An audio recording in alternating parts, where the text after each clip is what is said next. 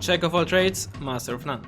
That is probably a good way to describe the Leopard 2, at least when it comes to its status in Wargame Red Dragon. But first, a small history lesson. The development of the Leopard 2 was already underway during the bilateral tank development project between the US and the Federal Republic of Germany. It was a very expensive project at about 830 million German mark, which resulted in the few MPT-70 prototypes as well as a lot of knowledge and parts that went into the Leopard 2 and its development. Early 1970, the experimental development officially began, and up until the tank's finalization, 17 different prototypes were built with all kinds of variations. A 105 as well as 120mm gun, different kinds of suspensions, versions with and without a 20mm autocannon, various auxiliary engines, the list goes on. The importance of an additional crew member meant that, contrary to the MPT-70, it was decided to not use an autoloader. The 120mm gun, which the Leopard 2 ended up using, was already developed during the MPT-70 project as an alternative to the 152mm gun, as can be seen on the German MPT-70 in-game, the KPZ-70 Keiler. Fast forward to 1979, the first batch of the Leopard 2 was put into service. Back to Red Dragon, however.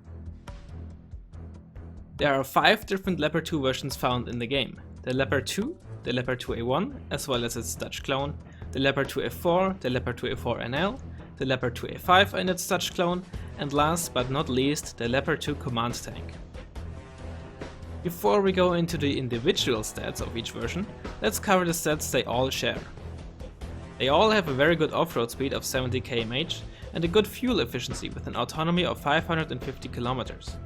They are all big, making it easier for them to get hit, and have 4 back and 3 top armor, which is rather average, which is also something that goes for a lot of their stats, as you will soon find out. They are all armed with 7.62mm MGs, with the German versions using the MG3 and thus gaining 10% extra accuracy, for whatever reason. Compared to many other tanks, this is rather weak, as the Red 4 counterparts carry 50 cals and the Abrams line uses even 2 MGs. The main gun's HE damage of 3 is also shared between all tanks, and with the exception of British tanks, the standard for 120mm guns. And as mentioned, they are all manually loaded, meaning the rate of fire falls as their morale worsens. Let's go over the individual tanks then and start with the basic Leopard 2. With 16 AP and a front armor value of 15, it does not really stand out in either area. With a side armor value of only 5, it is rather vulnerable to side shots, especially when compared to most other tanks in this price range. This means that 19 AP heat and 23 AP kinetic will one-shot this tank to the side. Most notably the Spike and Chumat infantry ATGMs can easily take advantage of that. And in case you don't remember, I will put the damage tables for heat and kinetic damage in the description, as I will only mention the most important thresholds. Up front you can one-shot the Leopard 2 with 29 AP heat, meaning that the many commonly used anti-tank planes, which often carry 30 AP missiles, need only 1 missile to hit in order to destroy the tank. With kinetic you will always need at least 2 shots up front for the kill, obviously assuming your tank is at full HP. The 16 AP of his L44 main gun scales to 27 AP in forest ranges, meaning you can one-shot tanks with up to 9 armor and 2-shot tanks with up to 18 armor in these engagements. Neither value being a significant threshold, however. And at maximum range, 16 AP can one-shot 1 armor only. It is also the only Leopard 2 variant that has merely poor optics, making it not very self-sufficient and basically always in need of support of other units, even more so than tanks usually are. In conclusion, the Leopard 2 shows average stats pretty much everywhere. However, there's really no place where it can really shine. For the open field it lacks the AP to do proper damage to enemy tanks, and for close range it neither has a significant AP value to counter specific units, nor does it have an autoloader guaranteeing a second shot to come out even when panicked. This all makes it a mostly decent choice for countering light armored vehicles that pack a punch themselves, such as MX-10s, the Vickers, IFVs, or ATGM carriers at closer ranges. Moving over to the Leopard 2A1. For 20 points you get 2 more AP, 5% higher accuracy and stabilizers, medium optics, 1 extra front and 2 extra side armor.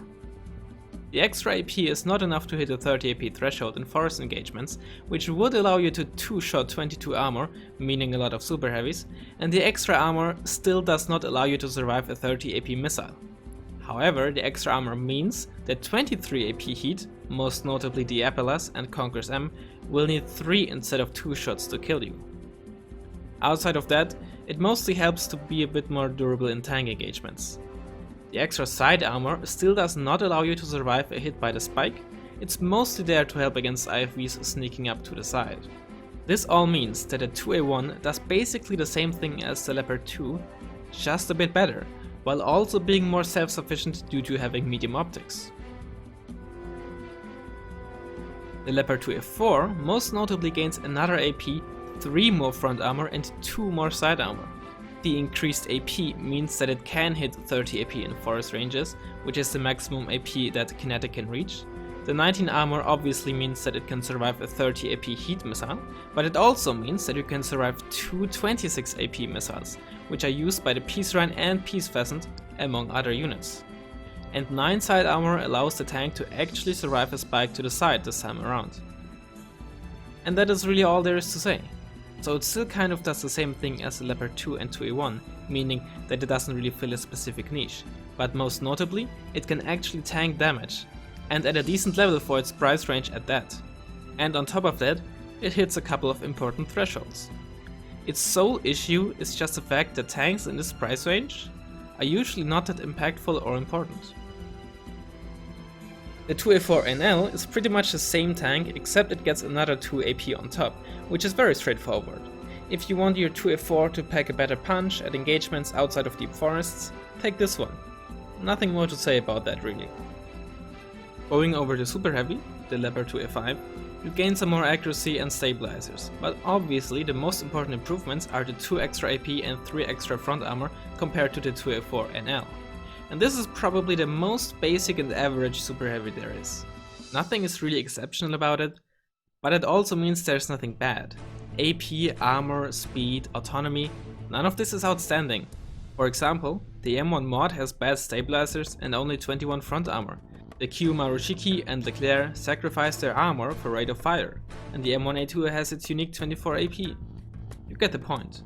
The 2A5 does its job as a super heavy, and that's it.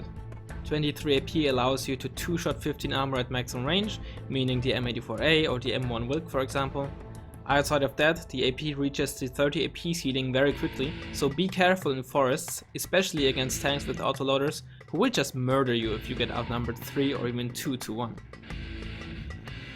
And last but not least, the Leopard 2 CV.